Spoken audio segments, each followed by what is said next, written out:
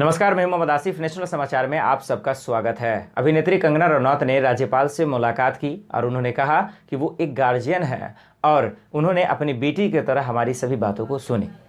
जो उनका मामला था, बीएमसी ने उनके साथ उनके ऑफिस में जो तोड़फोड़ का मामला किया उसको लेकर वहाँ से मुलाकात की और संजय राउत और शिवसेना को लेकर जो उनके बीच तू मैं की लड़ाई चल रही थी उसको लेकर उन्होंने तमाम बातों को लेकर राज्यपाल से मुलाकात की और उन्होंने बातें की। राज्यपाल ने कहा कि आपको न्याय जरूर मिलेगा। उन्होंने भी कहा, कंगना रनौत ने भी, कि मुझे विश्वास है कि मुझे न्याय जरूर मिलेगा। लेकिन सवाल ये है कि उन्होंने जो गलतियां की हैं कंगना रनौत ने, उस गलतियों के बारे में हम आपको बताना चाहते हैं और उस गलतियों को समझने के बाद आप समझ जाएंगे कि कंगना रनौत ने आखिर कहाँ पे सबसे बड़ी गलती कर दी। तो उनकी गलती को समझने के लिए इस रिपोर्ट में आप देखिए। एक्ट्रेस कंगना रनौत ने रविवार शाम महाराष्ट्र के राज्यपाल भगत सिंह कोश्यारी से मुलाकात की। आपको बता दें, हाल ही में बीएमसी की ओर से की गई कार्रवाई और उनके दफ्तर पर चले बुलडोजर के बाद उन्होंने राज्यपाल से मुलाकात की। राज्यपाल से मिलने के बाद कंगना रनौत ने मीडिया से कहा कि राज्यपाल यहाँ के गार्जियन हैं, मेरा पॉलिटिक्स से लेना देना नहीं है, मेरे साथ अभद्र व्यवहार हुआ है। गवर्नर साहब ने बेटी की तरह मेरी बात सुनी, मुझे विश्वास है कि मुझे न्याय मिलेगा। राज्यपाल से मुलाकात के बाद कंगना के हाथ में कमल का फूल देखा गया।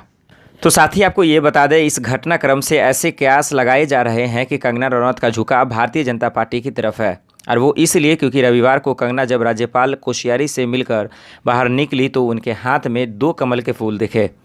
इससे उन कयासों को और भी बल मिलता है कि कंगना रनौत कमल का दामन थाम सकती हैं।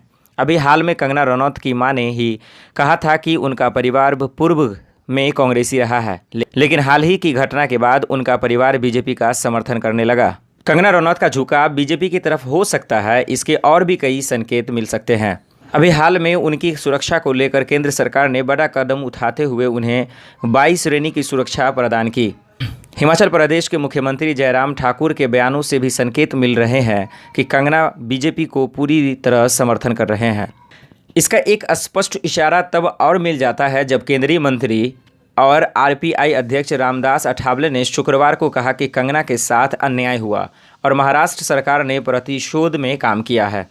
कंगना को जितना भी नुकसान हुआ है उसकी भरपाई करनी चाहिए। रामदास अठावले ने यह भी कहा कि अगर कंगना हमारी पार्टी में आएंगी तो उन्हें कुछ खास फायदा नहीं होगा, लेकिन अगर वो बीजेपी में शामिल होती हैं तो उनको राज्यसभा का सीट मिल सकती है।